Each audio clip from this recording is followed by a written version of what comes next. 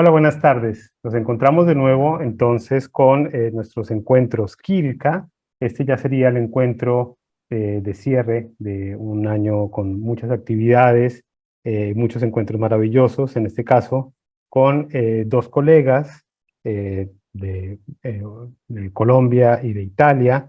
Nos vamos a encontrar con Laura Liliana Vargas Murcia y Francesco De Nicolo para hablar sobre su texto, que hicimos una pequeña traducción, aunque ustedes lo verán ahí, quizás si lo quieren ubicar en academia.edu, está disponible en red, para las personas que nos están viendo y quieran leer un poco más sobre el tema, que es consideraciones sobre Mateo Pérez Daleche a luz de nuevos documentos entre Sevilla y Lima, 1590-1602.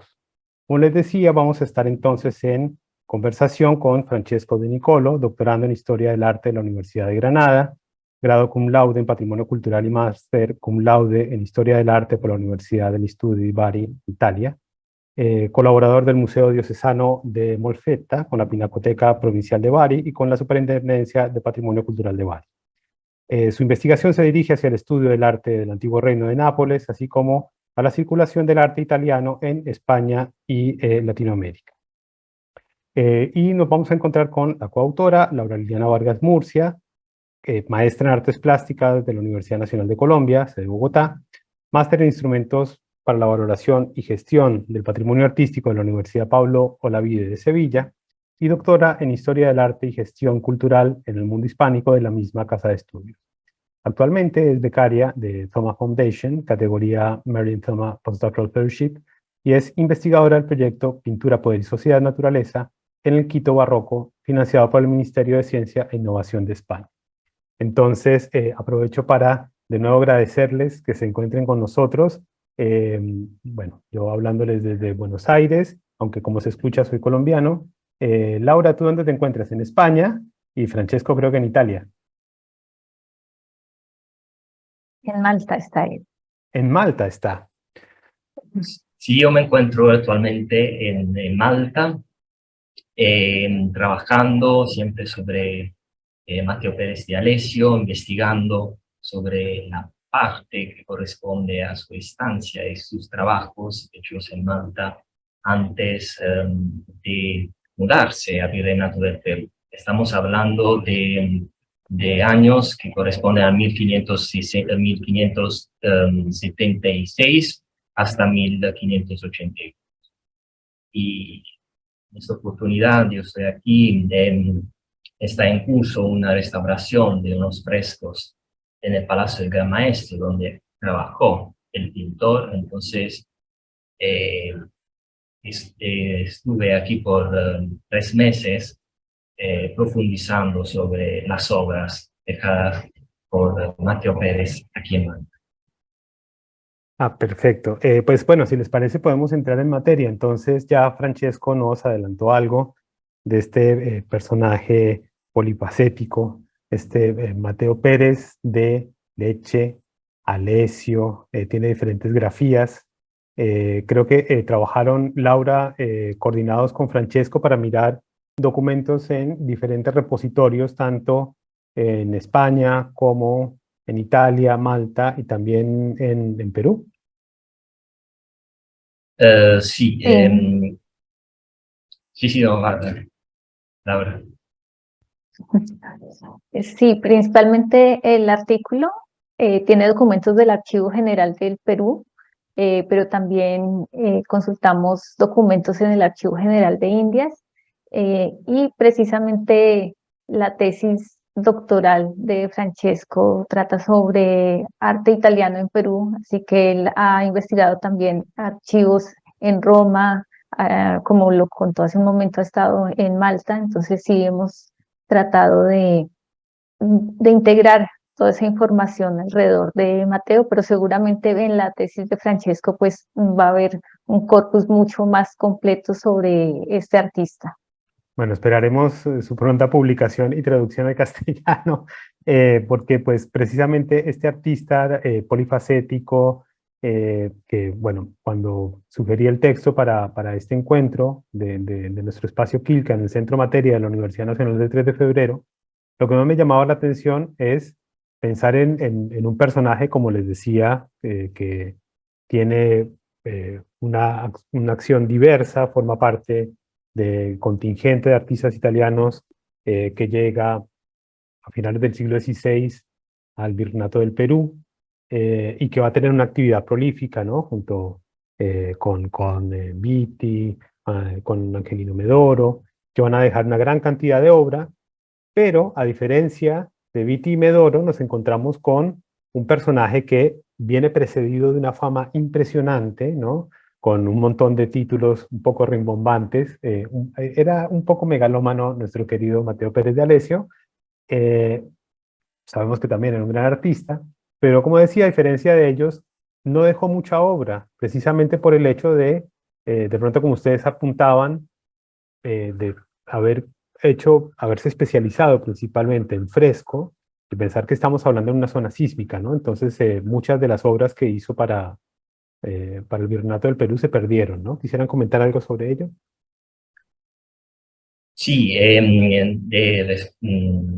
sobre esto hemos preparado una pequeña presentación para Magnífico. compartir unas imágenes y comentar un poco juntos sobre las obras que ha realizado la actividad artística de Mateo Pérez de Alessio. Entonces voy a compartir la pantalla. ¿Me confirman, por favor, si se ve? Sí, se ve perfecto. Bien, entonces, como estabas comentando, estamos frente a un pintor que junto a Bernardo Vitti y Medoro Angelino podemos considerar, y así ha sido considerado por la crítica como uno de los patriarcas de la pintura virreinal peruana. Pintores italianos que viajan nell'ultimo quarto del siglo XVI a Perú, cada uno con aspiraciones diferentes. Obviamente Bernardo Vitti sabemos que era un miembro de la Compañía de Jesús, y entonces viaja a Perú y también en Bolivia, en la actual Bolivia, para corresponder a las necesidades catequéticas y de evangelización de la Compañía de Jesús, mientras que Medoro Angelino y Mateo Pérez viajan por otras motivaciones, por el deseo de hacer suerte, de hacer dinero, y esto también nos cuentan las fuentes antiguas. Y Bayone, que ha sido uno de los primeros biógrafos de Mateo Pérez, nos dice que Mateo Pérez viajó a Perú para hacerse rico y logró hacerse rico, y como decías y subrayabas tú, Juan Ricardo, un poco con un acento megalómane, el pintor decía a sus compañeros, quizás enviando cartas en correspondencia a sus compañeros en Italia, que habría vuelto a Italia solo cuando hubiera sido capaz de mantener carroza y caballos para sí y para la corporación, Compañía de Virtuosi del Pan. Entonces, razones muy distintas, muy diferentes para cumplir este viaje. Queremos también enseñar un poco unos textos importantes de bibliografía sobre Mateo Pérez de Alessio, que son importantes por los aportes, es todo documentales, y nuestro trabajo lo que hemos hecho es también profundizar sobre unos puntos que necesitaban que necesitaban ser profundizados, Y queremos recordar antes todo este ensayo de Guillermo Lomán Villena, quien en el 1940 publica una serie de documentos, la referencia de una serie de documentos, de lo cual extrae solo unas pocas partes, unas frases, y, pero de ahí nunca se publicó el documento por entero. Y algunos de los documentos que hemos publicado en nuestro artículo habían ya sido señalados por Guillermo Lomán, pero nunca anteriormente habían sido publicados en su integridad. También es importante el estudio que hizo Francisco Stasny, portando aspectos críticos sobre el pintor, y luego la monografía, la primera monografía sobre Matteo Pérez y Alessio de José de Mesa y Teresa Gisbert. Otros estudios también que queremos recordar son el ensayo de Jorge Bernales y otro aporte documental muy importante, el libro de José Chichizola, con una serie de documentos y también de referencias documentales, muy importante para la historia de la pintura virreinal.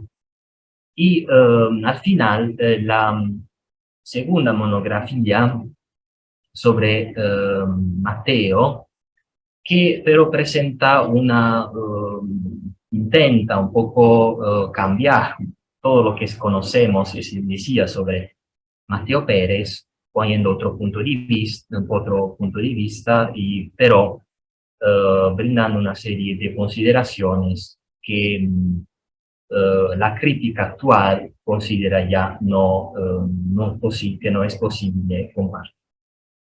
Respecto, en vez, a las obras y a lo que conocemos sobre Matteo Pérez de Alessio, pues creo que es lindo pensar por este retrato, que es de verdad un retrato conmovedor del pintor,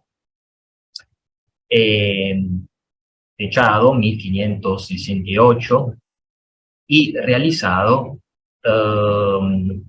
por un amigo de Matteo Pérez de Alessio, un amigo con el cual, imaginamos, siguió escribiendo cartas, ¿no?, desde Perú hasta Italia. Y en realidad este pintor que hizo este retrato, este dibujo, Jacopo Negretti, dicho Palma el Giovane, Palma el Joven, en Italia es mucho más conocido de Matteo Pérez de Alessio. Es Palma el Giovane, un pintor de la República de Venecia, que trabajó muchísimo, pero cuando en el 1568 Palma el Giovane realiza este dibujo y trabajaba conjuntamente con Matteo Pérez de Alessio, Matteo Pérez de Alessio era mucho más considerado en las obras, y eso lo vemos de los pagos que recibía. Matteo recibía más dinero de su compañero Palma el Giovane. Este dibujo fue realizado probablemente cuando los dos estaban trabajando conjuntamente a muchos más artistas en una villa, la Villa d'Este di Tivoli, del cardinale Ippolito II d'Este, a unos pocos kilómetros de Roma, bajo la dirección de antes Livio Agresti y luego de Cesare Nebbia. Estamos hablando de grandes pintores de la Roma de la segunda mitad del siglo XVI. Y en estas obras realizadas conjuntamente, es de verdad muy difícil distinguir lo que hizo cada artista. Aquí pongo, por ejemplo, la Sala del Cardinale, donde sabemos que trabajó Matteo Pérez d'Alessio, pero no sabemos lo que hizo exactamente. Y es de verdad muy difícil porque estamos en un periodo en el cual podemos hablar de una verdadera Babele pictórica, o sea, en un momento de la historia del arte en Roma, de la tarda maniera, en los cuales, como en Babele, ¿no?, los idiomas y las manos se mezclan y luego es de verdad muy difícil distinguir las manos y distinguir quién hizo cosa.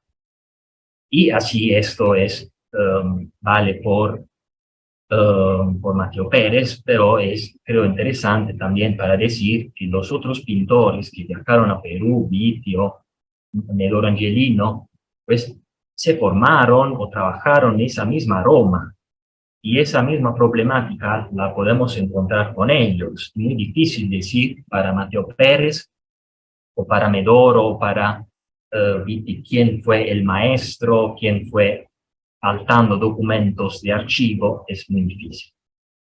Entonces aquí le pongo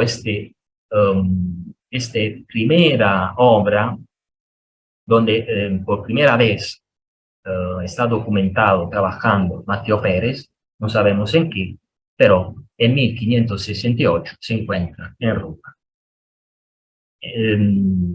Y otra sucesiva obra es en otra villa de otro cardenal, en Frascati, la villa de Mondragone, donde Matteo trabaja realizando las grutescas en la sala del juego de Palma, que ya se había perdido, ya esta villa ha sufrido muchas transformaciones y ya en el siglo XVII esta sala se había perdido. Entonces, ya no conocemos esta obra superior de Matteo Pérez. La obra que señó la suerte, cambió la suerte del pintor, aunque aún conocemos muy poco sobre en qué manera el pintor llegó a realizar esta obra, quién comisionó esta obra al pintor. Es la disputa del cuerpo de Moisés en la controfachada de la Capilla Sistina, realizada entre 1569 y 1573, que representa una escena traída por la letra de San Judas Tadeo, de la defensa, de hecho, del arcángel San Miguel del cuerpo de Moisés. Una obra obviamente que por el hecho simplemente de ser adentro de la Capilla Sistina, como decimos, cambia la vida del pintor, que en el extranjero, ¿no?, se le dicen el pintor de su santidad, el pintor de Gregorio XIII. No sabemos si así efectivamente ha sido el pintor de su santidad. Probablemente no era así, y de hecho en Italia no se atrevió nunca a nombrarse como el pintor de su santidad. En España o en Perú, en vez, digamos que las crónicas o las fuentes lo recuerdan como el pintor de su santidad. Otra, después, ¿no?, obviamente del suceso, del éxito de la obra del Vaticano, otras muchas obras, entre las cuales el ábside de la iglesia de Sant'Egidio degli Orefici, en Roma, una iglesia pequeña, pero proyectada por Rafael, cerca del Tíber, y aquí realiza, como recuerda Baglione, l'ábside con esta escena de la Virgen y también el catino absidale la Trinidad. Esto hasta el 1574. L'oratorio del Gonfalone, que esta imagen que muestra con esta imagen, es uno de los lugares en Roma emblemáticos, tópicos de esa mezcla de estilos, de presencia de muchos artistas, y la presencia de Matteo Pérez de Alessio en este lugar es también muy significativa. Aquí trabajan, por ejemplo, realizando la famosa imagen de la flagelación de Cristo, Federico Zuccari, pero también trabajan en esta pared Raffaello de Reggio, realizando la captura de Cristo en el huerto Marco Antonio del Forno. Sobre la otra pared encontramos otros pintores muy importantes como Cesare Nebbia, Olivio Agresti. Matteo Pérez de Alessio fue contratado para realizar en el oratorio del Gonfalone, entre 1575 y 76, una escena que debía estar en esta pared, configurante el Ecce-Homo, el Cristo Ecce-Homo. Más estas figuras en el fregio, el rey Salomón, el profeta con la sibila, y también sobre esta pared el profeta y la sibila, y decía el fresco del Ecce-Homo. Aquí pero no sabemos tampoco por qué, lo que pasó exactamente. Recuerdan las fuentes que el pintor una noche con su martillo fue ahí y destruyó su misma ópera. Dañó completamente el fresco del Ecce-Homo y se fue. Dejó Roma y llegó a Malta. Este episodio obviamente enseñó la actividad del pintor en Roma, que a pesar de ser la capital de la cristianidad, era una ciudad pequeña, mucho más pequeña respecto a otras, como Nápoles. Entonces, que un pintor ahí se haya atrevido a destruir una obra que había sido pagada, ¿no? Entonces eso era algo que enseña negativamente la vida del pintor. Que, como decía, viaja a Malta y en Malta pero realiza obras importantes, comitenza importantes, la Orden de San Juan, de los caballeros jerosolimitanos, estaba realizando de nada una nueva capital, La Valeta, y en esta nueva capital había que decorar los edificios, había que decorar la iglesia mayor, y Matteo Pérez trabaja en el palacio del Gran Maestro, con cargo del Gran Maestro Lacassier, y realiza un ciclo de frescos, en la cual aquí muestro unas imágenes, esta y la sucesiva, representante escenas del asedio de Malta ocurrido en 1565. Obras en fresco que representan entonces escenas asedio y entre estas dos escenas figuras de civilas. Siempre en Malta trabaja por otra iglesia. Aquí vemos otra pintura realizada por la iglesia de San Pablo Náufrago. bajo la comisión del obispo de Malta, el catalán Tomás Gargallo, pero también en Malta, digamos, el pintor está obligado a irse por problemas con el cambio de maestre, y de ahí el pintor vuelve de Malta, vuelve a Roma.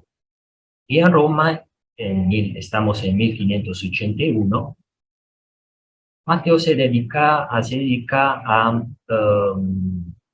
realizar una serie de grabados que representan las obras que él realizó en Malta, con el intento, obviamente, de querer publicitar unas obras poco conocidas en un lugar periférico que diversamente nadie hubiera conocido.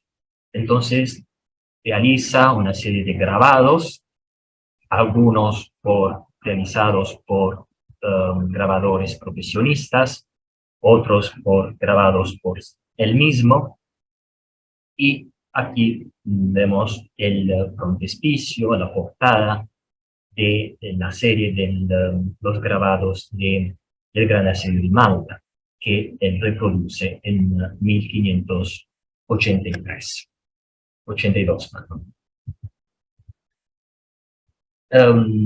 De Roma, aún el pintor se muda nuevamente en 1583, dejando definitivamente l'Italia y viajando a Sevilla, donde recibe también una importante comisión para la catedral, probablemente bajo la comisión del canónigo Francisco Pacheco Senior, de este monumental San Cristóbal, una obra de verdad de muchos metros de altura, y otras obras, de la cual la pintura, considerada la primera pala de altare en Sevilla, del Santiago en la batalla de Clavo. Matteo deja Europa alrededor de 1587 hasta 1589, y como un poco subrayabas, su periodo en Perú queda poquísimo, queda de verdad muy poco. Muchas de las obras se perdieron por el tema de las destrucciones, de los temblores, y el poco que queda tampoco nos parece excelente, tampoco nos deja un poco dudosos, con muchas preguntas. Por ejemplo, estos lienzos, esos retratos que representan los fundadores del monasterio de la Concepción en Lima, yo creo que nadie nunca había podido atribuirlos a Matteo Pérez si no hubiera salido ahí, después de la restauración, la firma del pintor. Entonces, ¿esto por qué? Quizás porque el taller tuvo un papel importante, ¿no?, en la realización de estos retratos. No lo sabemos. Hay que decir también que no conocemos casi nada, como estaba diciendo. Conocemos otra pintura que representa Sant'Agustín, tampoco de calidad excelente, y también muy debatida la atribución de la Virgen de la Leche, actualmente en el Museo de Arte de Lima, que se atribuye a Matteo Pérez porque está pintada sobre el verso de una plancha del pobre. Es así firmada por el pintor, que representa la Sagrada Familia de Roble, una copia de Rafael. Y el tema de las atribuciones es también un tema que que aflige un poco al pintor porque se le han atribuido muchas obras en el curso de los años. Pensamos a la capilla del Capitán Villegas en Lima, en la iglesia de la Merced. Claro, Se le sí, ha justo estaba, disculpa, justo estaba pensando en ese caso porque es un caso de una obra que se ha discutido durante mucho tiempo, ¿no? Que Héctor Esquenone hace la atribución de la pintura de la capilla Villegas, del capitán Villegas a Pérez de Arecio. Después eh, eh, Buffardin va a hacer la atribución a Antonio Dovela, eh, pero después vamos a ver que sale una nueva atribución con otro personaje, con Bautista Planeta, recientemente. O sea, empieza a abrirse el panorama y nos damos cuenta que hay una participación de ese grupo, de ese contingente de, entre comillas, 3 italianos introductores de la maniera al Virreinato del Perú. De pronto nos damos cuenta que aparecen muchos más pintores de los cuales no teníamos idea inicialmente, ¿no? Bueno, ahora sabemos mucho Claro, más, pero en términos históricos, en muy poco tiempo cambió muchísimo el panorama. E incluso, por ejemplo, en la parte norte del Virreinato del Perú, algo que ha investigado Laura, como en el área de Bogotá y de Tunja aparecen más pintores de romanos por ahí dando vueltas de los que habíamos pensado que podían haber estado inicialmente, ¿no? claro, exactamente, sí, esto es un tema eh, muy interesante. Bueno, tenemos la tendencia de atribuir las obras a los pocos que conocemos, pero existe mucho más. Y el caso de la capilla del Capitán Villegas es emblemático, es también, es, aquí le quiero comentar también sobre esta pintura, este lienzo, que se atribuiva también a Mateo Pérez de Alessio por la presencia del papagayo, de este papagayo que recordaba un poco el papagayo que hemos visto antes en el San Cristóbal de Sevilla. Eh, pero, honestamente, más allá de ello, no se encuentra en el estilo del Mateo Pérez de Alessio. Yo, en otro artículo, he atribuido este mismo lienzo que se encuentra en Santiago de Chile a Medoro Angelino. Eh, Esto es, creo, este tema de las atribuciones es un tema del debate que siempre, o sea, es interesante. Bueno, con esto, bueno, yo concluyo con mi parte eh, correspondiente a las obras del pintor. Sí, yo quería continuar, no sin antes darles las gracias a Agustina y a Juan Ricardo por esta invitación al Centro de Estudios de Materia de la Universidad 3 de Febrero. Me siento muy contenta, Francesco, también de estar participando en el día de hoy en torno a Mateo Pérez de Alessio, una figura que ha sido tan importante en la historia del arte virreinal. También, antes de comenzar con Mateo, aprovecho para hacer una precisión. No sé si se han dado cuenta que Francesco ha hablado de Medoro Angelino y no Angelino Medoro. Sí, Francesco hace un tiempo escribió un artículo en donde él sustenta que se han estado invirtiendo el nombre y el apellido desde, pues, que ha iniciado la historiografía del arte virreinal, ¿no? A qué partir maravilla. de documentos de archivo, de las firmas del pintor en documentación, y también mirando los nombres de su padre y de su hija, pues concluye que el apellido es Angelino y no Medoro. Entonces, quería aprovechar un poco para que lean el artículo de Francesco y si lo consideran, pues ayudarnos a difundir un poco esta nueva denominación de este Bueno, pintor que creemos que ha estado mal llamado durante todas estas últimas décadas. Bueno, entonces, ya entrando en la documentación que estudiamos, nos centramos en unos documentos entre 1590 y 1602, que ya es su etapa peruana.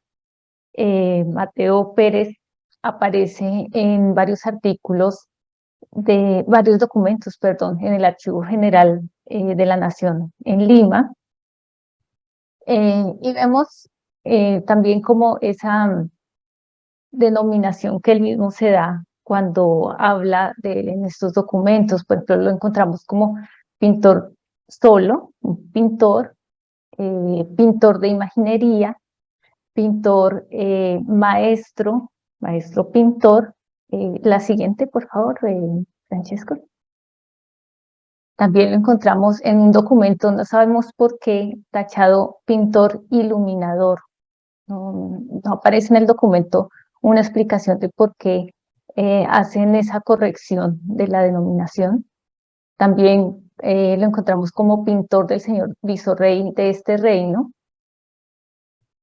También como lo decía Juan Ricardo y lo anotaba Francesco, como tenía como ese deseo de sobresalir, así como decía que era pintor de su santidad.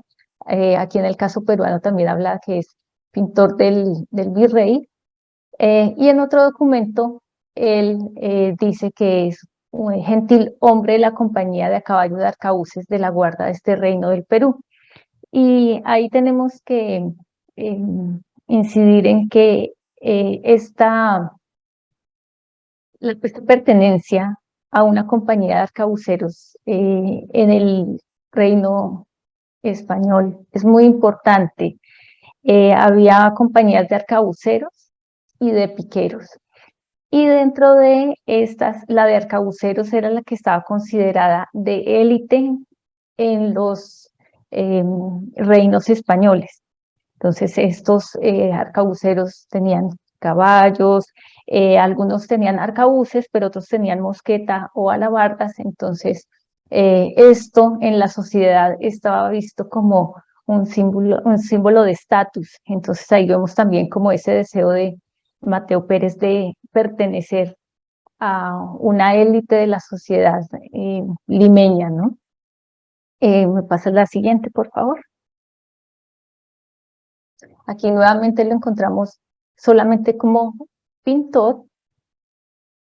Y en la siguiente imagen vemos, como dice, yo, Mateo Pérez de Alessio, residente de esta ciudad de los Reyes del Pirú, por mí como marido y conjunta presencia de doña María de Fuentes, mi legítima mujer, tutor y curador que soy de la persona y bienes de Alonso Sánchez Cuadrado, y bueno, y sigue contando, pero aquí lo que queríamos resaltar en este documento es que en Sevilla encontramos un documento donde él aparece como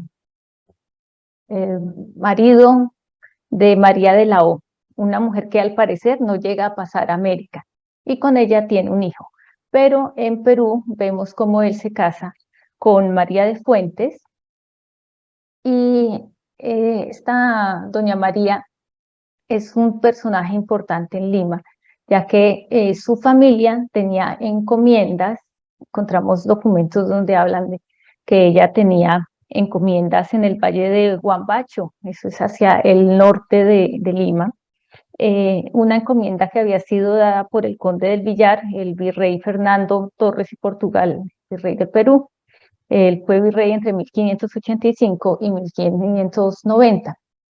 Así que él se emparentó en Lima con una mujer que tenía un nivel social importante, tenía encomiendas. También él, en los censos que vemos en el archivo de Lima, encontramos cómo él tiene casa propia, tiene huertos, eh, y a la vez vamos a encontrar cómo seguramente él con este matrimonio también lo ubica dentro de un nivel importante dentro de la sociedad, ¿no? Entonces vemos cómo prácticamente que en estos documentos no hemos encontrado ninguna noticia sobre esta mujer que tenía en Sevilla. Su hijo sí pasa a América, pero él establece esta relación seguramente con lo que se ha venido apuntando como ese deseo de ir escalando en la sociedad. Siguiente diapositiva. Y aquí lo vemos como pintor residente en la ciudad de Los Reyes, en Lima, en Perú. Pero también vemos cómo él tiene en algunos sitios alrededor de Lima una ansia de encontrar tesoros, lo que se llama en los documentos la huaca o huaca tesoro, y él está en los alrededores haciendo tratos con diferentes personajes, entre ellos Cosme Ferrera, que va a ser también discípulo suyo, para buscar tesoros. En este sentido, varios de los autores que había nombrado Francesco habían ya señalado ese interés de él por buscar oro, y recientemente Ignacio Algarín también en uno de sus artículos habla de cómo él cree que más que oro él estaba interesado por las minas de Huancavelica para hacer todo el beneficio de la plata a través del azogue. Pero también debemos tener en cuenta que tal vez al utilizar esa palabra oro, que él estaba buscando oro en Perú, se refiere también a esos tesoros prehispánicos que, pues, que él también sabía que tenían un valor, que constantemente se encontraban en Perú. Entonces no solamente es el oro de mina, sino también el oro de estos entierros prehispánicos. ¿Me pasa la siguiente, por favor? Bueno. También lo decías, Juan Ricardo, cómo él aparece con diferentes nombres, Mateo de Leche, da Leche, Alesio, pero encontramos en general en los documentos firmando Mateo Pérez de Alesio con C o con C con cedilla, pero digamos que va a ser constante esta firma, también la grafía, de vez en cuando la M cambia un poco, pero en Perú se va a llamar Pérez de Alesio.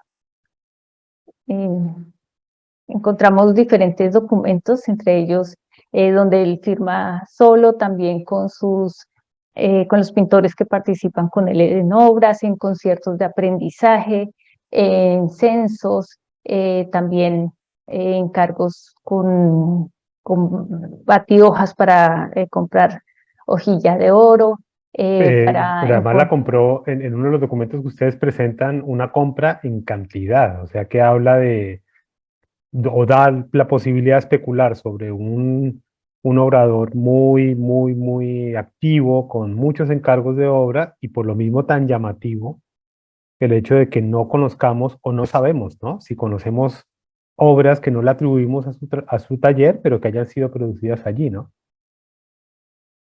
Sí, esa cantidad tan grande de hojilla de oro nos puede hacer pensar también en que trabajaba como dorador, porque al ser pintor de Exactamente. imaginería seguramente pues manejaba eh, pues todas las técnicas de dorado para hacer policromía, posiblemente en un gran retablo podría utilizar toda esta cantidad de oro. Entonces también podría ser otro de los aspectos que no hemos indagado, no se conoce de Mateo Pérez como dorador o policromador de imágenes.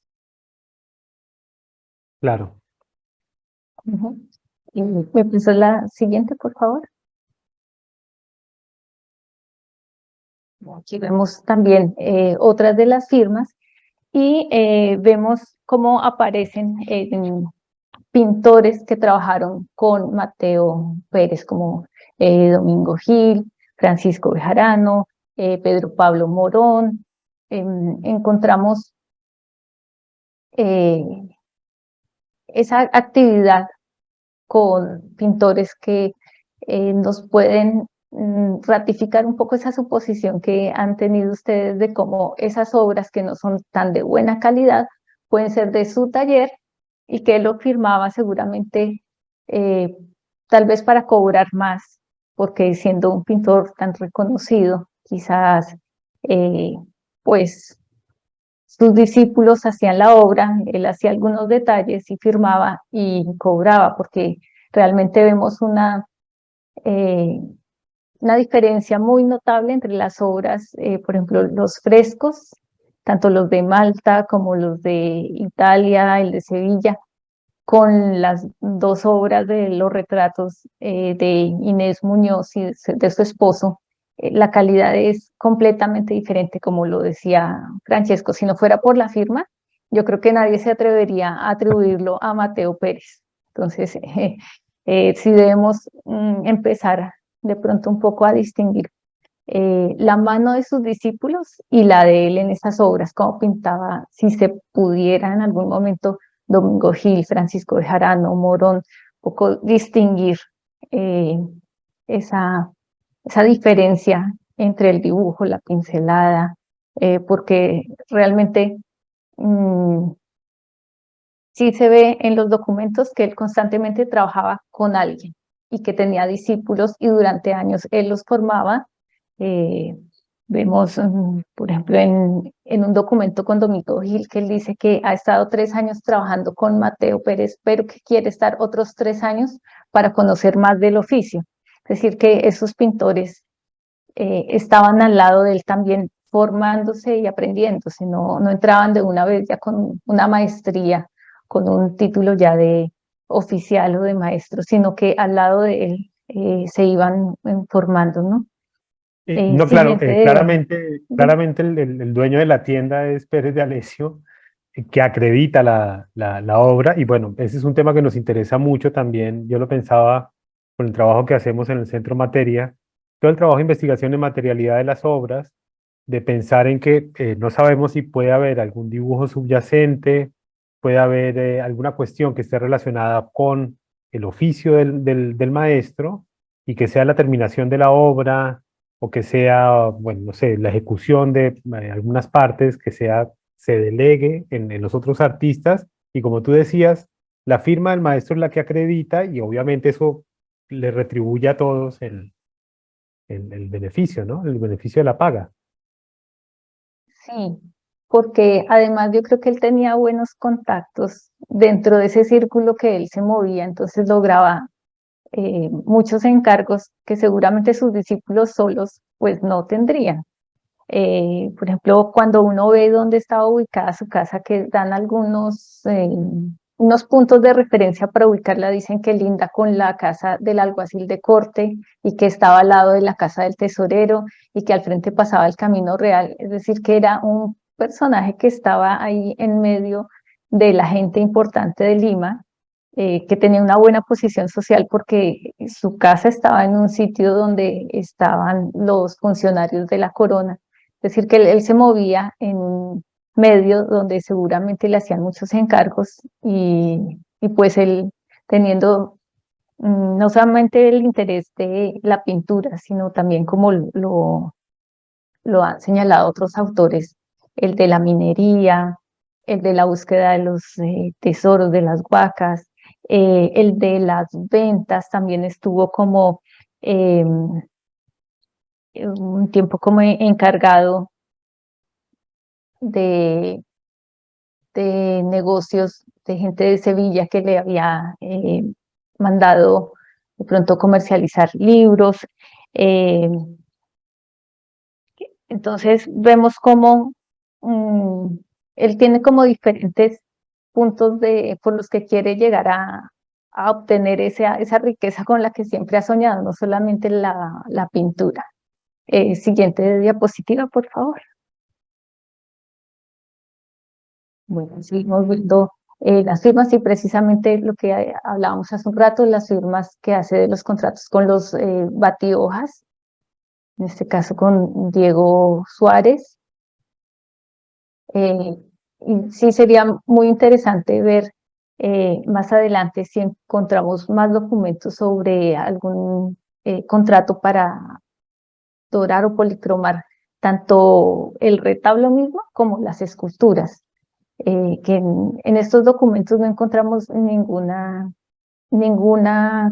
concierto para policromar imágenes, pero es posible que lo haya hecho, porque relativamente son pocos los documentos de contratos que uno encuentra en las notarías con relación a la cantidad de obras que uno encuentra en una iglesia, en las casas civiles. Entonces seguramente muchos contratos se hicieron de palabra, posiblemente pues por economía de pagarle al escribano, economía del papel, todo lo que llevaba a hacer un contrato notarial.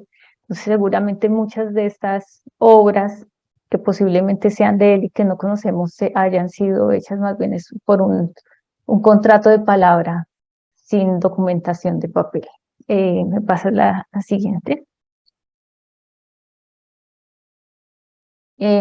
Otro aspecto importante es que en los documentos Cosme Ferrer, o a veces aparecía como Ferrera, había sido llamado en la historiografía Ferrara. Entonces ya no lo encontramos en ningún documento con este apellido, que también posiblemente fue una mala lectura en algún momento de la paleografía, y a partir de ahí se empezó a llamar Ferrara, pero nunca lo encontramos así. Entonces también eh, sería interesante ver si es que en algún documento que haya visto un historiador de los que nos antecedió aparece Ferrara, pero nosotros nunca lo encontramos así. Entonces también eh, llamar la atención sobre este punto, porque posiblemente también le estábamos dando un apellido que no correspondía a este artista. ¿Me pasa la siguiente, por favor? Bueno, encontramos los asientos de aprendizaje, como decía el de Cosme Ferrer, que también, como les decía antes, también tuvo un trato con Mateo para buscar huacas.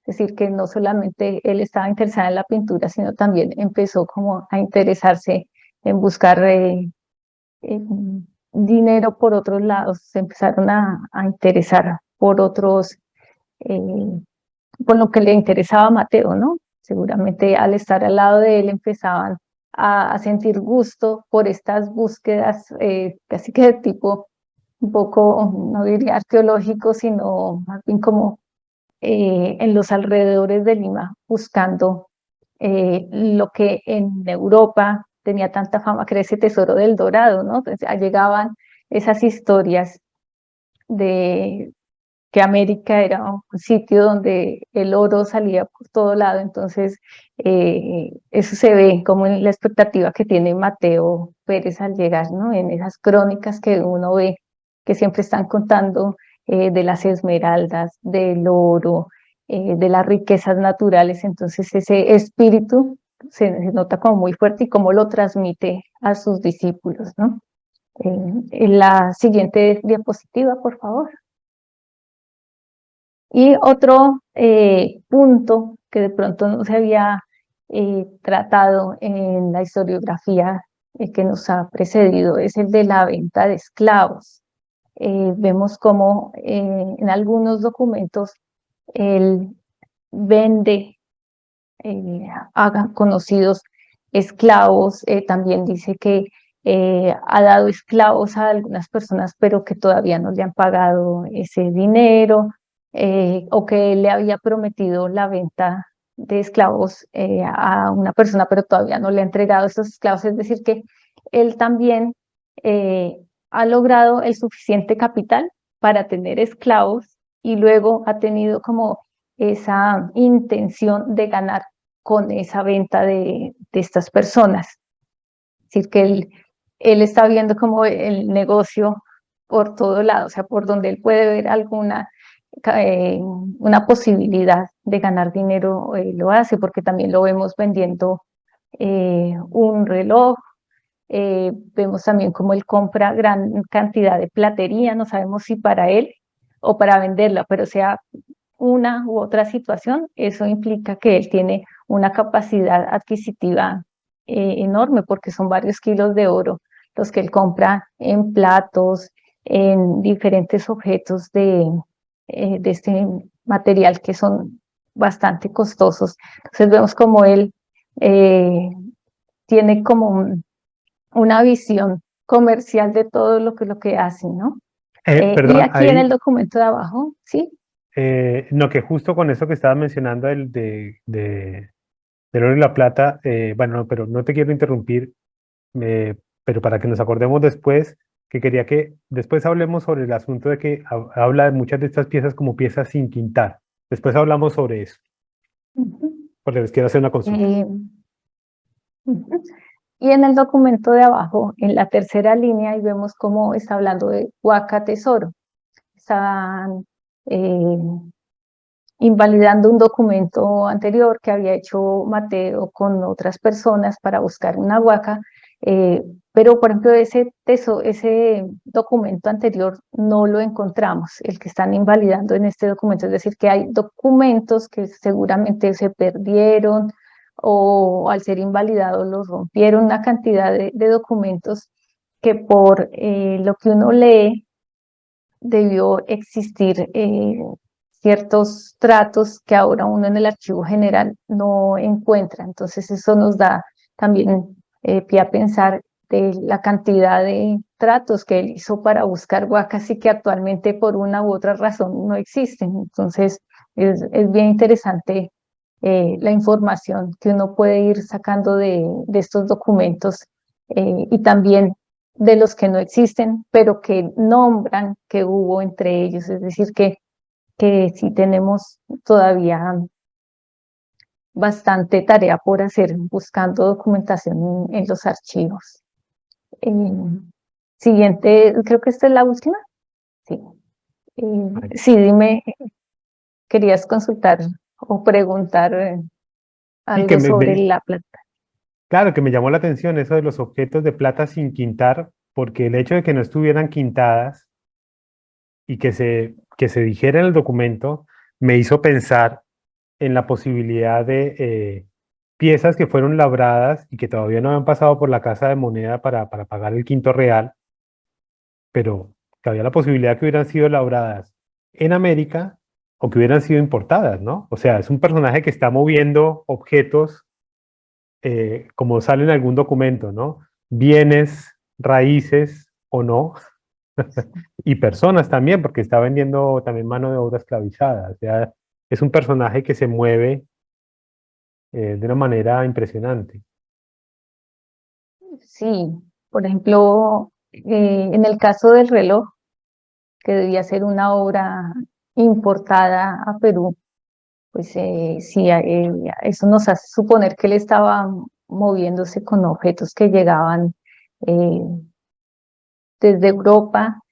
También su cuñado vive en el puerto del Callao. Es posible que a través de él también consiguiera Mm, objetos para vender, porque dice el cuñado que él se mueve entre el Callao y Chile. Entonces, supongo que quizás se podía tener una actividad comercial o ya que su familia tenía encomiendas, también tenía algún tipo de administración de tierras. Bueno, por la familia quizás también hubiera podido tener esta facilidad de obtener objetos, ¿no? Y eh, también eh, plata sin quintar podría ser también objetos hechos en Perú, que por debajo de cuerda, y pues por era debajo lo de más cuerda. normal. Eso era lo más normal. Por ejemplo, es rarísimo encontrar en el Nuevo Reino de Granada piezas quintadas o firmadas. Ujú. Entonces, yo creo que la gran mayoría de plata que se movía de objetos era sin quintar y sin marcar. Por ahí había una evasión grande del pago a la corona Claro, a través de estas obras sin quintar, ¿no? claro, del quinto real, por supuesto que sí. No, y también la posibilidad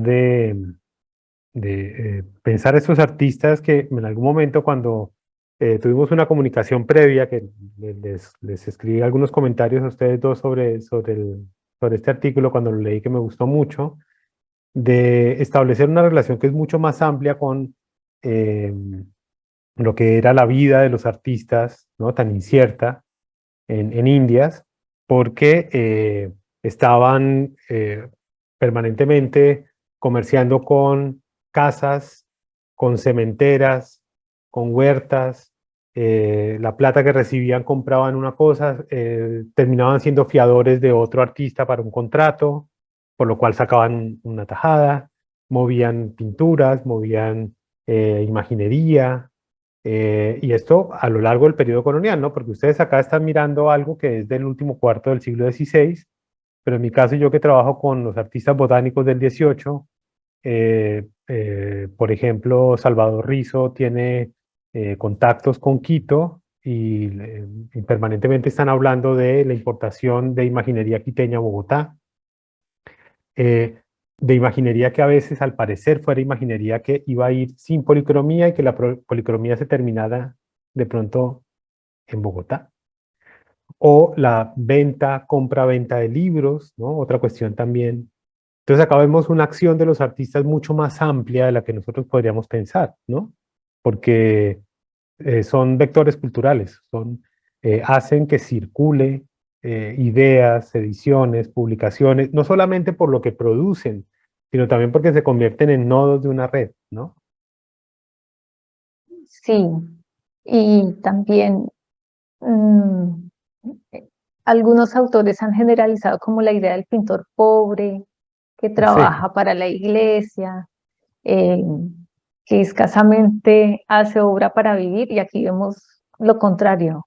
Y no solamente porque él sea italiano, lo vemos también en muchos casos de pintores mestizos, pintores indios, pintores criollos, que tienen una buena capacidad adquisitiva, que se les paga muy bien su obra, que tienen muchos encargos, que tienen también esclavos, que tienen casas, que se han casado con una esposa de una familia que tiene capacidad económica.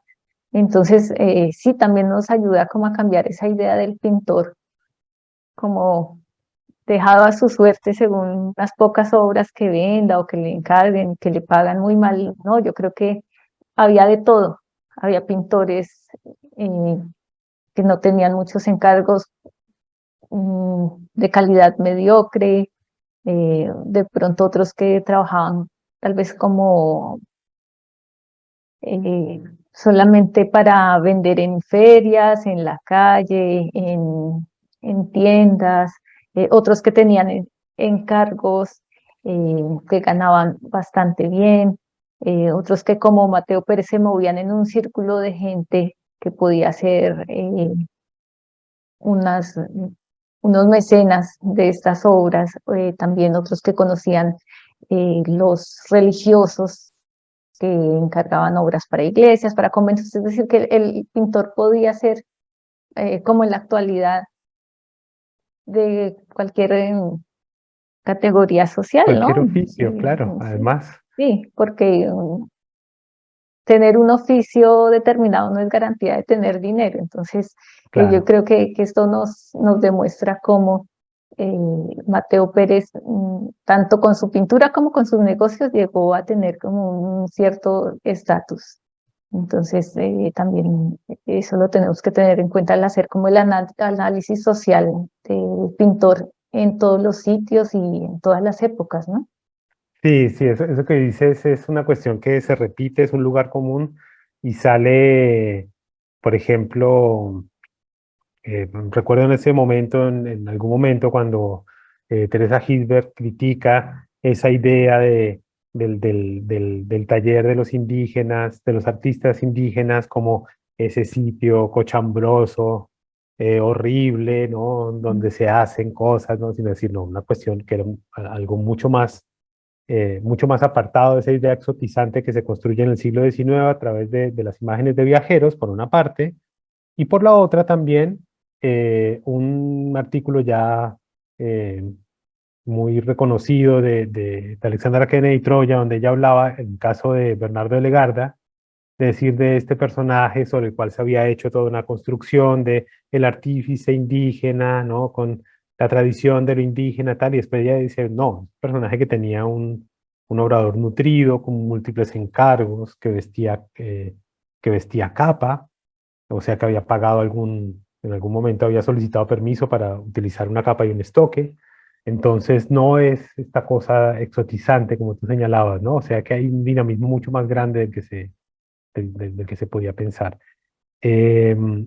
Tenemos algunos comentarios y algunas preguntas que nos han llegado, nos han hecho llegar a través de la transmisión que tenemos en Facebook. Nuestra querida amiga Lucía Querejasus Covari hace dos comentarios. Uno, inicialmente pensando con lo que se hablaba sobre el artículo sobre Angelino Medoro, Angelino, si no habría la posibilidad de que de pronto en algún momento la alteración, de forma casual, quizá no, haya aparecido en algún documento en Indias y el propio artista lo haya aceptado, es decir, que en algún momento se haya asimilado como si fuera correcta esta, esa inversión del nombre en Indias, ¿no? No sé si tienes algún comentario, Francesco, al respecto. Bueno, en Indias puedo mencionar que cuando el pintor vuelve a Sevilla y lo obligan prácticamente a hacer el examen de oficial de pintor, ahí el tribunal lo menciona como Angelino Medoro. Pero en los documentos que existen también en el archivo de Lima, el pintor se firma Medoro Angelino, así se firma también en las obras, de las Ujú. pinturas. Lo que considero es que los españoles, o al menos los hispanohablantes, lo llamaban Angelino Medoro.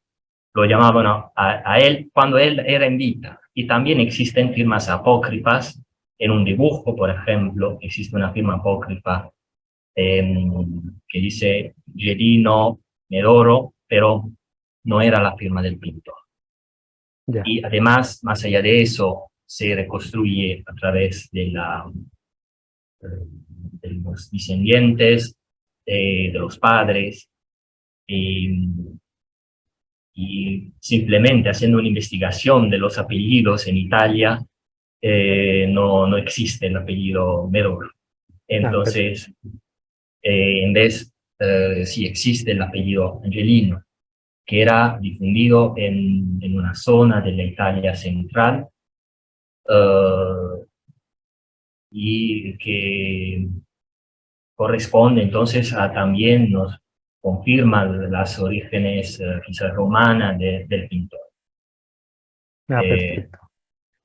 Bueno, entonces sí, la intuición es hasta cierto punto correcta, o sea que sí, efectivamente, en algún momento se hizo la inversión, o sea, no es una inversión hecha en el siglo XX, sino que es una inversión de los nombres ya sí, antigua y que se mantuvo, en algún momento se mantuvo y se impuso sobre sí. la grafía correcta del nombre, me refiero.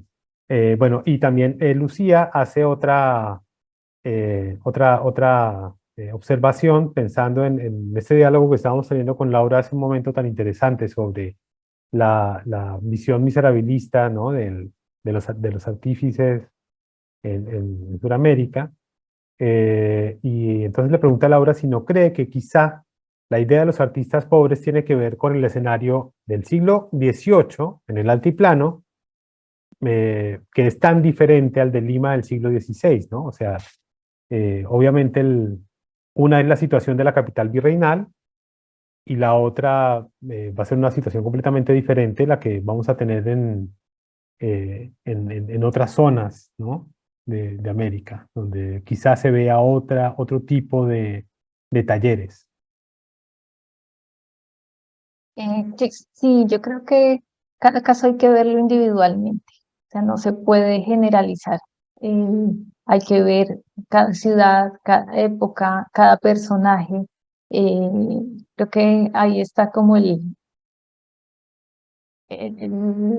la apuesta que nosotros tenemos ahora como historiadores, de pronto ver casos específicos para poder llegar a ciertas conclusiones, ¿no? Yo creo que no podemos generalizar que todos los pintores de Lima son así, o todos los de Ujú. Santa Fe, todos los de Popayán. No, yo creo que en cada sitio había de todo, en cada época pasaba diferentes situaciones de los encargos, de la capacidad adquisitiva, de las capacidades como pintor. Entonces sí, yo creo que habría que estudiar cada caso eh, para, para poder decir con veracidad cuál es pues el nivel que tiene el pintor, tanto en su obra como en su estatus social.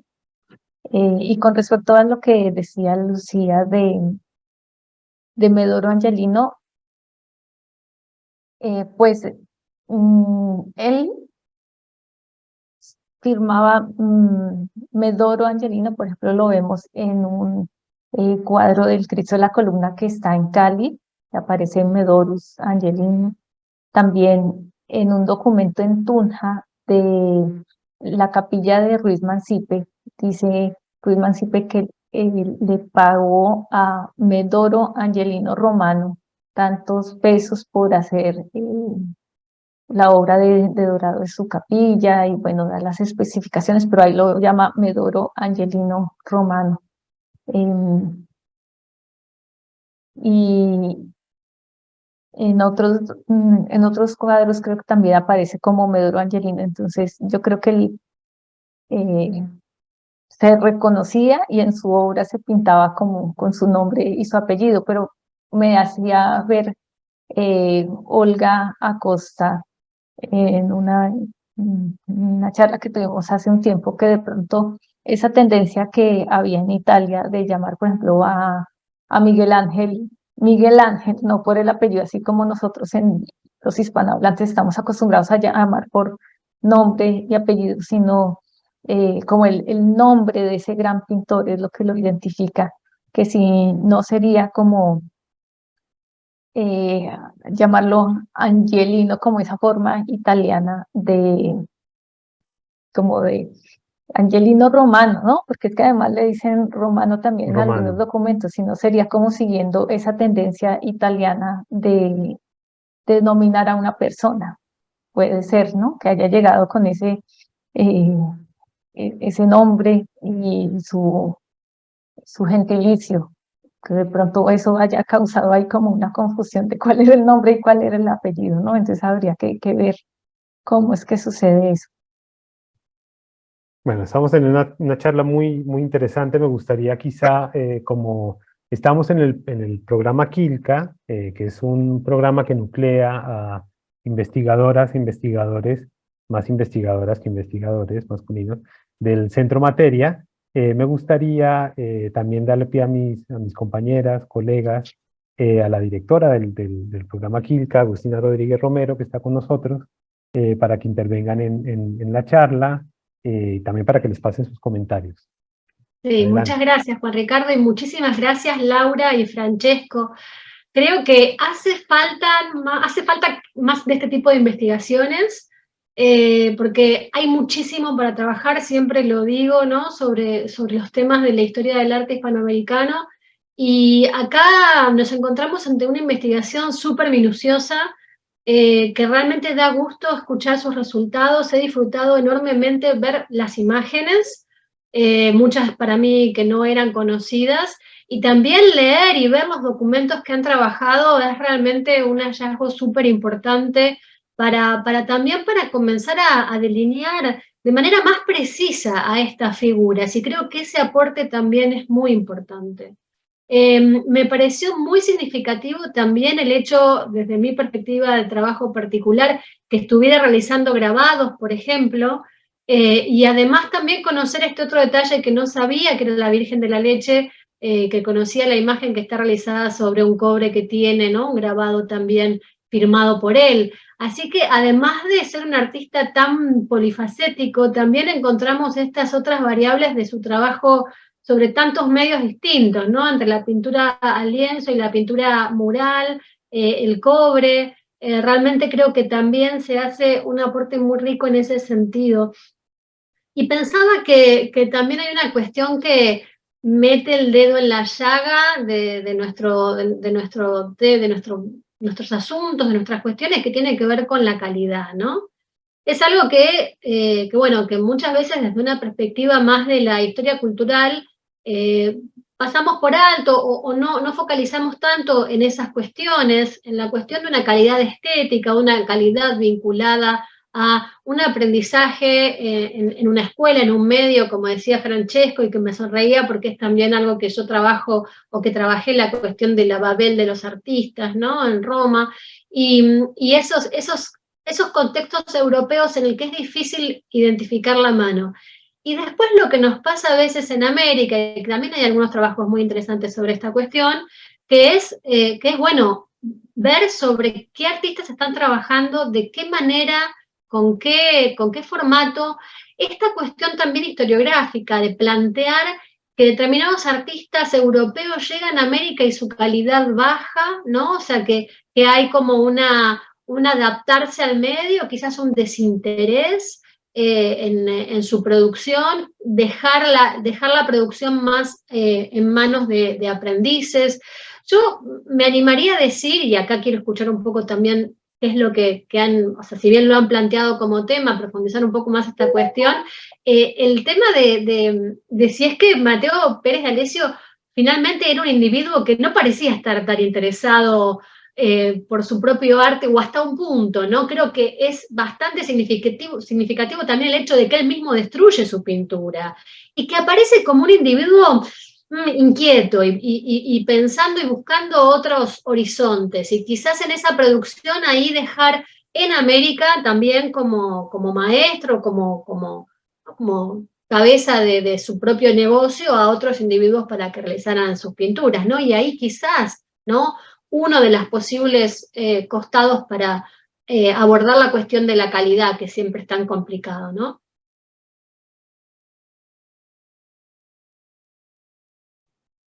Sí, muchísimas gracias, Agustina, por tus palabras de aprecio y muchas gracias por estas reflexiones que efectivamente ¿no? Es un enigma ahí entrar en la psicología de un personaje, entonces es de verdad muy difícil, muy complejo. En el caso de Mateo Pérez de Alessio, pues sí, él viaja a Perú esencialmente por hacerse rico. Y esa es su prioridad. Las pinturas quizás disfrutan menos de otras cosas, de otros trabajos. Entonces, pone en segundo plano este tema de las pinturas, aunque la verdad, como hemos subrayado, queda poquísimo, queda muy poco se sobrevive. No conocemos, se ha perdido completamente todo el conjunto de obras de frescos en la iglesia de Santo Domingo. Y ahí, según las crónicas, debía de verdad una pequeña capilla sistina con sibillas, con ángeles, ¿no? Entonces imaginamos también cuál pudiera haber sido el impacto para una ciudad del virreinato en Lima, ver todos esos ángeles, todas estas obras. No podemos buscar. También realizó una copia del San Cristóbal en la Catedral de Lima, que se perdió por ser técnica de fresco. Es difícil poder expresar una opinión final sobre, faltando tantas cosas. Por el poco que queda, la impresión es que efectivamente mucho dejó hacer a su taller en respecto a la pintura y él se interesó sobre otras cosas. Eso por lo que corresponde a, a Matteo Pérez de Alessio. Y por otros pintores italianos en específico que hemos mencionado ya, Medoro Angelino, tampoco me parece tan cierto esto que la calidad baje de sus obras. Hay que tomar en cuenta también cuánto se le paga al artista. Obviamente, eso es algo que es determinante. Y la obra de Santiago de Chile que he enseñado antes me parece una obra de buena calidad. Entonces, hay que tomar en cuenta estas consideraciones también. Sí, por favor, que no quede que soy yo la que, o sea, estoy retomando tópicos historiográficos que se han debatido mucho, ¿no? Claramente la cuestión de la calidad es algo que se ha trabajado, que se ha discutido y que creo que sí que hay modificaciones que tienen que ver, pero tanto también para pensar, y yo cuando planteabas tu primer panorama, Francesco, hago mucho este paralelo entre lo que es el panorama artístico americano y el europeo. Y justamente creo que a la vista de estos documentos cada vez más encontramos paralelos en las actividades de los artistas, de cómo se estaban manejando ante determinadas situaciones, y también podemos encontrar estas variaciones en el hacer, ¿no? de un pintor, de acuerdo a eso, exactamente, a su comitente, a su momento de su vida, bueno, con quienes estaba trabajando, o sea que no, quizás la historiografía del arte pretende que un artista tenga el origen que tenga, o tenga como una línea de trabajo muy constante, ¿no? Y cuando aparecen individuos que claramente están trabajando para medios tan diversos y vemos que su producción tiene estas modificaciones, es como que ahí ya su recorrido, bueno, no cierra tanto en lo que es una trayectoria artística más coherente, ¿no? Pero esto me parece que forma parte también de lo que vamos viendo para artistas de muchas partes, ¿no?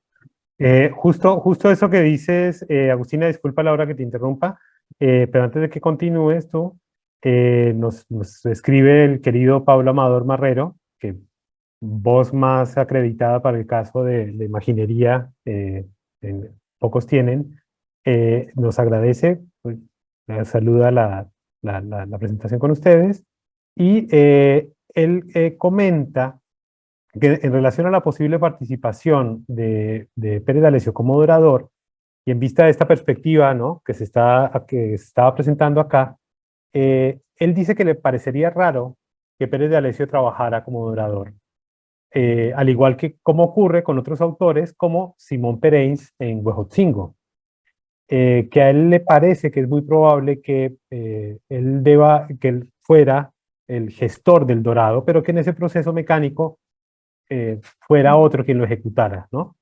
O sea que acá de nuevo nos encontramos con esa figura del artista, como justo acaba de decir Agustina, de un personaje que es ya como,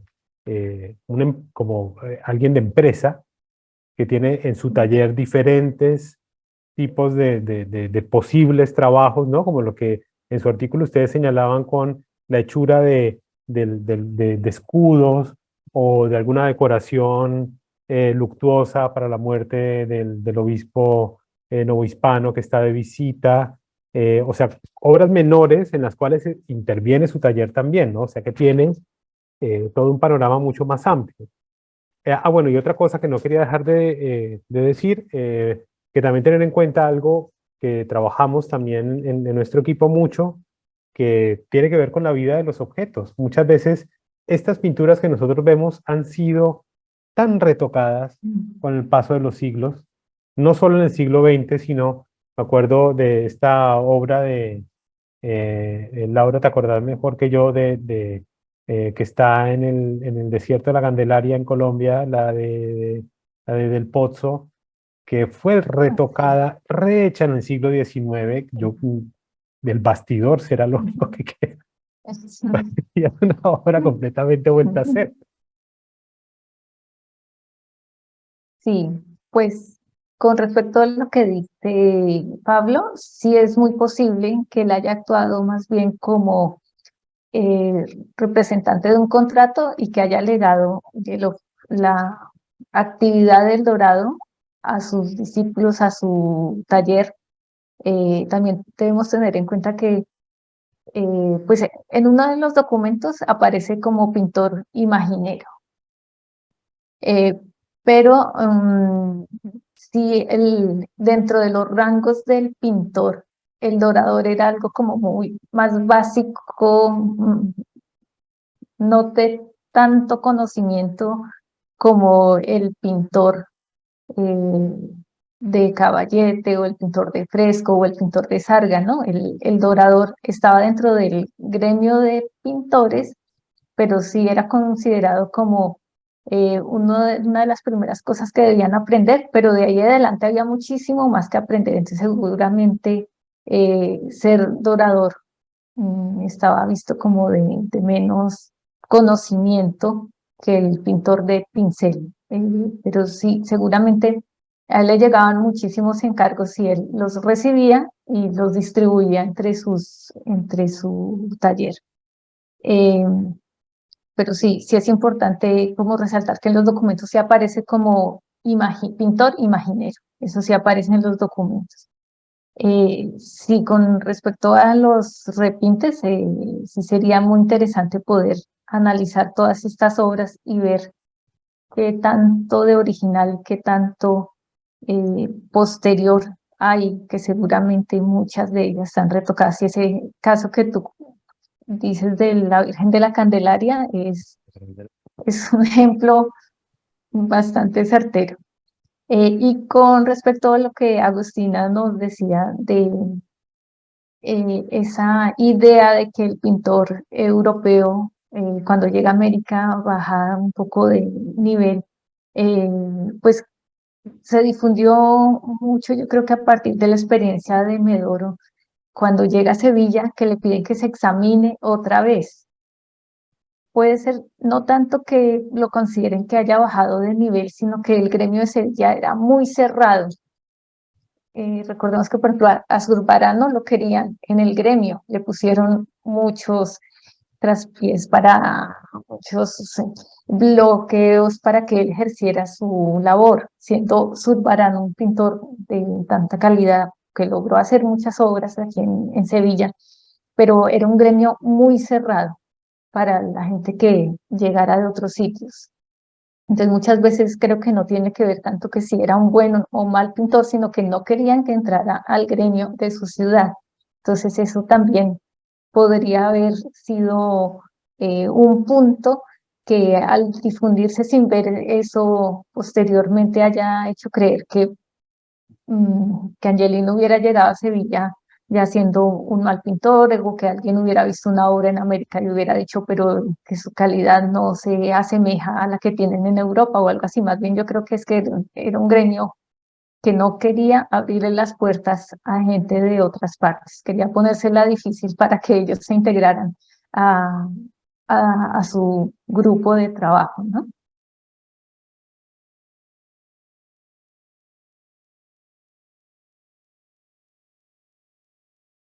Bueno, me parece que hemos tenido una conversación muy interesante. No sé si de pronto alguien más del centro quiere hacer alguna otra participación. Estaba mirando justo si teníamos otras observaciones en el chat, pero en general agradecimientos, más referencias sobre esta idea de Pablo Amador nos vuelve a escribir de nuevo, eh, pensando en esos artistas que son empresarios, ¿no? Que son productores de una obra, pero no los ejecutores. eh, y como esta idea claro, de el pintor que sabe durar, em, em, que Dice acá Pablo que a veces aparece como en referencia a del pintor que sabe adorar como un imaginero, pero también como una vinculación a la policromía. O sea, con una mirada mucho más amplia, ¿no? De nuevo, como una conclusión general, de decir que estos artistas se están presentando, se representan socialmente de una manera mucho más poderosa cuando tienen la posibilidad de ser comerciantes, de ser tratantes de obra, de comerciar, bueno, también este comercio nefando, que es algo que por lo general no aparece en la historiografía, pero que es cierto. Hay también mucho comercio de mano de obra esclavizada entre maestros del arte. Es otro momento histórico, pero estamos también en nuestro momento, dentro de todas estas revisiones que hacemos a nuestro oficio, para tener en cuenta esos aspectos de la vida social que son también importantes, ¿no? Para tener en cuenta. Eh, entonces, bueno, no sé si de pronto alguien más tenga algún otro comentario, alguien del centro, o si les parezca que de pronto podamos cerrar en este punto. No sin antes agradecerles de nuevo a Laura y a Francesco por esta participación. Ha sido una conversación sumamente agradable. Nos podríamos quedar un rato más largo, pero nos tendríamos que parar a hacer café o, bueno, a buscar una bebida más acorde al clima. Eh, pero bueno, espero que en otro momento la podamos repetir ya en persona y podamos seguir con este trabajo tan interesante de intercambiar figuritas de qué encontró este en un documento, que encontró este otro. Y bueno, y siempre hablando sobre esos artistas polifacéticos que tienen que hacer cualquier cosa para sobrevivir, incluso algunos se convierten en historiadores del arte. Eh, ya sabemos varios casos. Bueno, acá pues le doy la palabra a la directora del programa, Kilka Agustina, para que haga el cierre de esta charla Muchas tan gracias, Juan interesante. Ricardo. Sí, bueno, con este cierre de lujo, cerramos un año 2022 donde realmente hemos sentido que hemos podido instalar estos encuentros de Quilca, del programa Quilca, del Centro Materia, de una manera más, bueno, como gente que me está comentando, ¿no? Que conoce el espacio, transmitirle también a los alumnos bueno, de estos encuentros que tenemos y que para mí han sido un placer y creo que tuvimos un ciclo 2022 súper interesante que cerramos hoy y que ya comenzamos a delinear para el 2023. Entre las novedades que les cuento en este pequeño acto de cierre del año, les cuento que estamos delineando ya un dossier en relación con el congreso del año pasado que llevó como tema Malas Imágenes, que va a estar publicado en la revista de Latin American and Latin Visual Culture. Y estamos también delineando la convocatoria para nuestro congreso del año que viene, ¿sí? Que va a ser entonces el segundo Congreso Internacional de Cultura Visual Iberoamericana, que ya tendrán novedades nuestras acerca del tema y las fechas y esperamos, bueno, veremos cómo podemos hacer, si será virtual en esta situación que tenemos siempre ahora que tener presentes.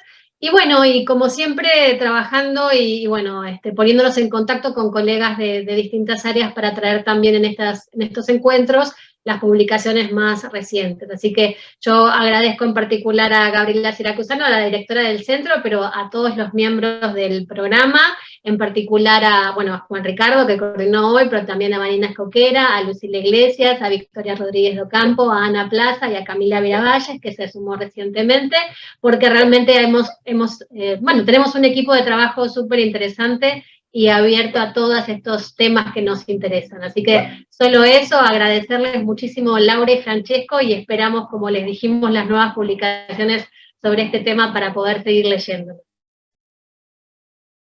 Muchas gracias, Agustina, muchas gracias, Juan Ricardo, a todo el Centro de Materia por invitarnos, porque creo que estos diálogos son necesarios para entender nuestro arte y sobre todo como historiadora del arte creo que muchas veces hemos estado como separados del diálogo con la materia. Nos centramos en el documento, en la obra, pero lo que alcanzamos a ver y necesitamos también conocer la obra a profundidad, ¿no? Bueno, hoy lo vimos en ese caso de esos dos retratos que sin lugar a duda es necesario hacer un estudio a profundidad para ver las manos que hubo ahí, y entonces ese estudio multidisciplinario es fundamental, y yo creo que muchas veces los restauradores hacen hallazgos importantísimos, pero rara vez escriben. Creo que los restauradores que dejan eso en una historia clínica y nos quedamos con un montón de preguntas que seguramente ellos ya han contestado en sus laboratorios, y necesitamos que escriban más, que nos cuenten, y nosotros también Bueno, y acercarnos de a ahí la ellos y importancia del trabajo plantearles preguntas, ¿no? interdisciplinario, ¿no? O sea, también Sí. de poder cruzar las miradas para poder dar a conocer el trabajo de las distintas disciplinas, también el trabajo que realizamos con los químicos en Centro Materia, con las químicas, da cuenta un poco de los modos de publicar y de hacer llegar estos resultados tan interesantes también desde estas perspectivas. Sí, muchas gracias, y esperamos vernos el próximo año en más encuentros Quilca. Por supuesto, muchas gracias Laura, muchas gracias Francesco, y gracias a Muchas todos por gracias. acompañarnos. Hasta luego. Muchas gracias. Hasta luego.